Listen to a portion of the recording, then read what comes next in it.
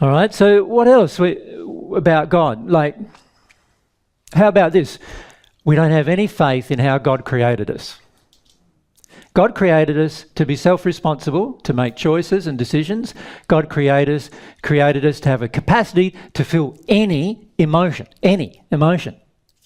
How many of you believe that? Most of you say to me things like, oh, no, I won't be able to cope with that. Oh, I don't think I'll be able to handle that. What? No, God created you to handle things. Right? And you can't even die.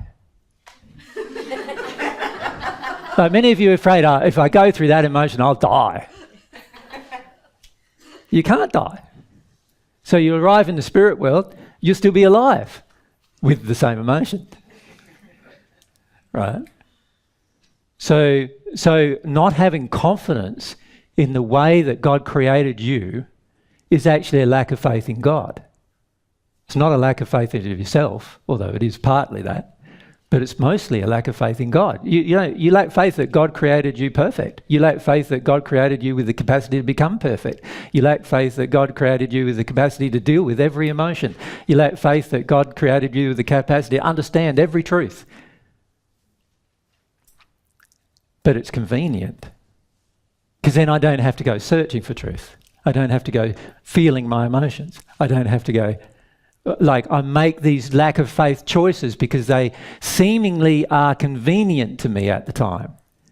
And I say seemingly because most of it, you look at the world, is it convenient? Like, is it a fantastic world that we live in with no war, no malnutrition? Like, 50 million children die still every year from just malnutrition. And we've got companies that have billions and billions of dollars. There's people burning food to maintain the price level of food, and yet millions of people are dying every year. There's over 50 or 60 million abortions every year. So we're perfectly okay as a society with killing over 100 million children every year. Perfectly okay with it. That's more children, more people than died in the Second and First World Wars combined. Every year dying because we're okay with it, because we're making choices and decisions. Right? And that's just with the children. We haven't even talked about the adults yet.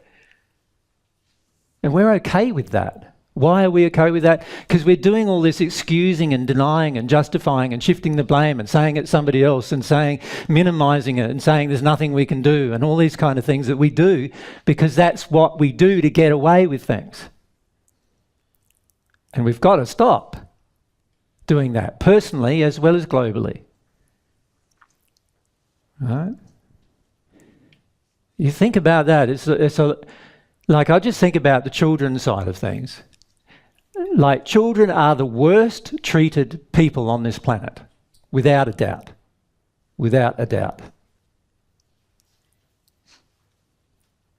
And yet, how many of you say, oh, it's so wonderful we have a child? And how many of you ladies have said, I need to have a child? How many of you are desperate to have children, right? And really, how much of it is really just for you, not for them? Right? There's so many of them that are harmed every single year. And then we haven't even factored in the miscarriages, of which there's nearly 200 million a year.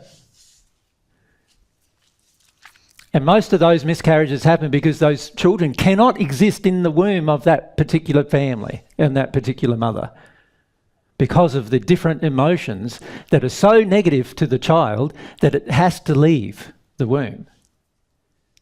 Now, I know you don't believe that, most of you at this point, but that's exactly what's happening. I've talked to many thousands of miscarried children over my lifetime. I know exactly how they felt. Right?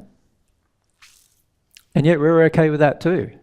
We're okay with all these projections at the children, all this neediness going towards the children, all this desires that we want them to fulfill, all this proof that we want them to give us about our lives and whether our lives have any worth or not.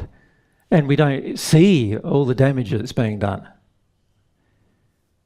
Because And we have no faith that it's going to be any different either. We don't even want to face the truth about that. Right? We don't want to face the truth about hardly anything. When we get sick, what do?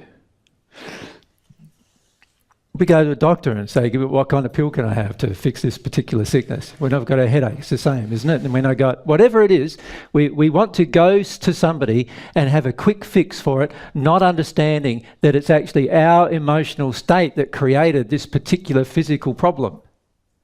Right? But we're in denial of that too. We want to excuse that, minimise that, shift the blame of that, put the blame on doctors when they can't do it. We put the blame on God. Well, I don't know why God took my mother who had cancer, that kind of stuff. We do that all the time. Why? Because we don't want to take personal responsibility for our personal decisions, for our personal condition.